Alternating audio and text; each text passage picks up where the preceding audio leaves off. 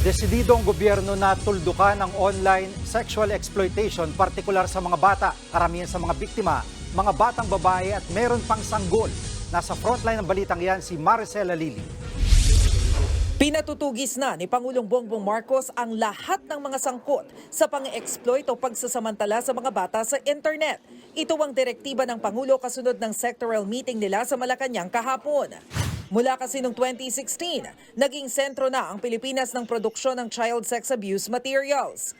At hanggang ngayon, nananatili pa ring hotspot ang bansa.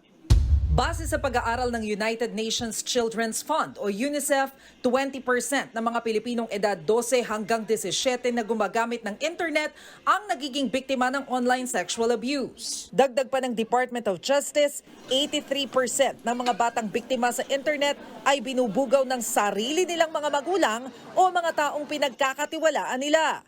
86% o 8 hanggang 9 sa kada 10 biktima, mga babae. Nakapanlulumong malaman na ang pinakabatang biktima, sanggol na 3 buwan pa lang.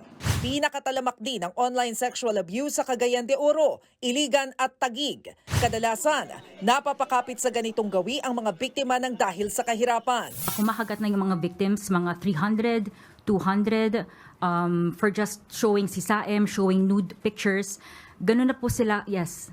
200 pesos? 200, 300, according, yes po. That's how bad it is. Sa kabila niyan, base sa Anti-Money Laundering Council, halos kalahating bilyong piso ang halaga ng mga kahina-hinalang transaksyong may kinalaman umano sa online sexual abuse noong 2022.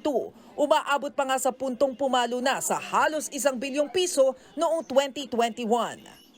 Pero walang anumang halaga ang papantay sa tromang idinudulot nito sa mga batang sapilitang ipinapasok sa ganitong karuming ilegal na aktibidad.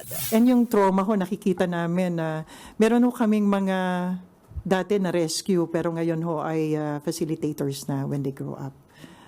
Yun ho yung mga nakikita namin na may mga nakita ho kami na ganon. Though ko konti ho, ayun ho ang ayaw namin maulit pa. Nagbabalita mula sa Frontline, Maricel Halili, News 5. Mga kapatid, Jiggy Manikad po, iba na ang may alam at may pakialam sa panahon ngayon.